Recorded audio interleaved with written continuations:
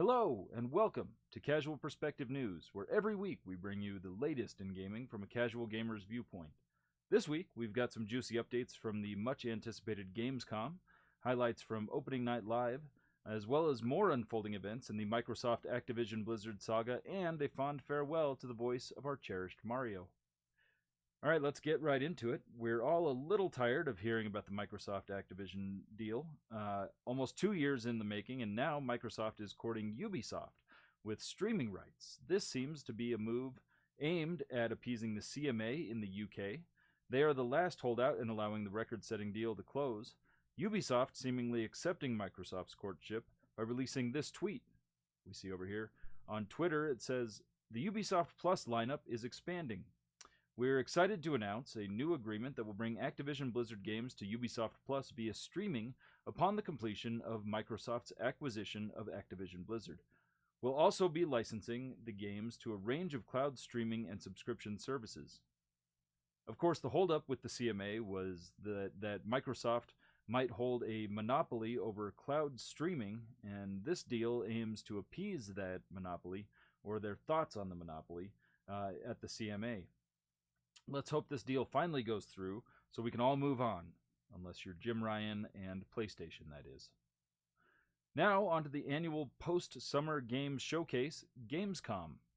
As if gamers needed a reminder of everything coming in the fall, this happens every year in August, just a couple months after Summer Games Fest.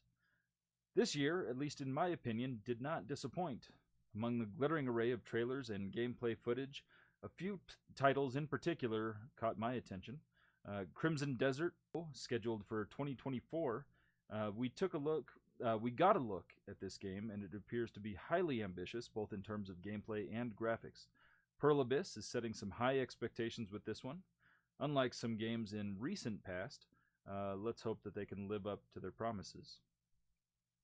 Assassin's Creed Mirage, the series is taking a nostalgic U-turn, and personally, I'm here for it.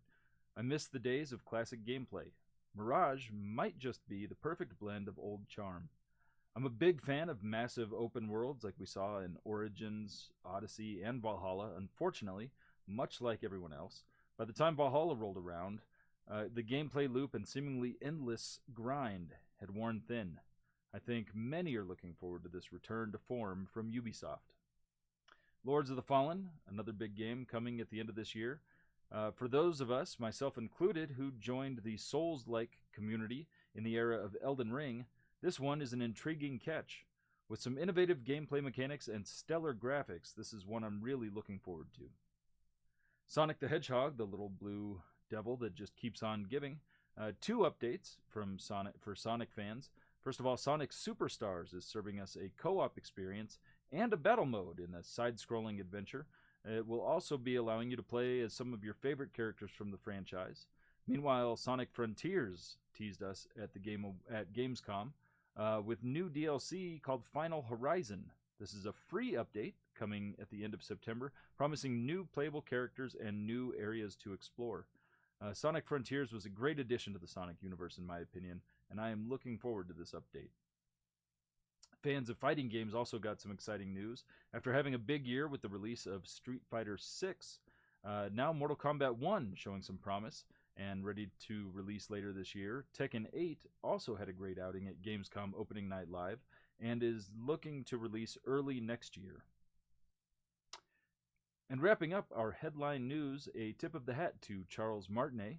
His voice has been synonymous with Mario for so long it's hard to imagine anyone else voicing Mario, even though Chris Pratt did a very good job earlier this year, despite much skepticism in his taking on the role of Mario.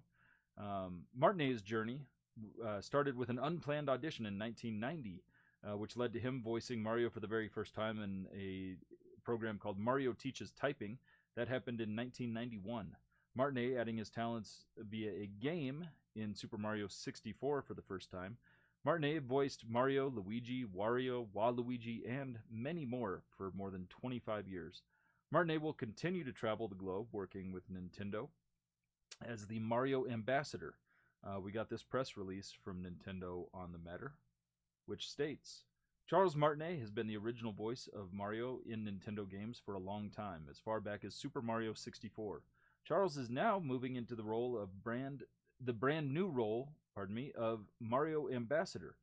With this transition, he will be stepping back from recording character voices for our games, but he'll continue to travel the world, sharing the joy of Mario and interacting with all of you. It has been an honor working with Charles to help bring Mario to life for so many years, and we want to thank and celebrate him. Please keep an eye out for a special video message from Shigeru Miyamoto and Charles himself, which we will post at a future date. And finally, before we leave the wonderland of Gamescom for good, I have to give a special shout out to a game that has been on my radar for a very long time, Black Myth Wukong, inspired by the timeless Chinese literature Journey to the West. It's a title brimming with promise. The footage showcased at Opening Night Live was nothing less than spectacular, and harnessing the power of Unreal Engine 5, the visuals promise to be very immersive and provide some giant boss battles, a beautiful world to explore, and we are eagerly counting down the days till this 2024 launch.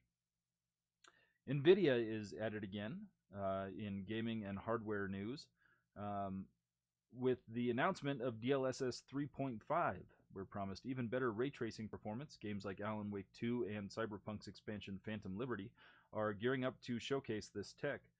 It's been 5 years since NVIDIA brought us DLSS 5, and their AI technology continues to learn and deliver better and better performance in upscaling technology. In our community spotlight, we want to give kudos to Xbox, who was crowned the Green Studio of the Year for their sustainability practices.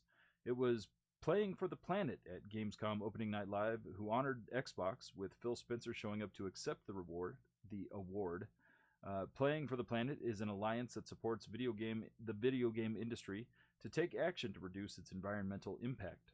Various studios have joined the alliance, and by doing so have made commitment to reducing their carbon emissions, integrating green activations in games, and supporting the global environmental agenda. Now, onto our blast from the past. Each week, we want to highlight one of our favorite retro games or video game-inspired movies. This week, I wanted to talk about The Wizard, the 1989 film with Fred Savage. It is a delightful snapshot of gaming's early competitive scene.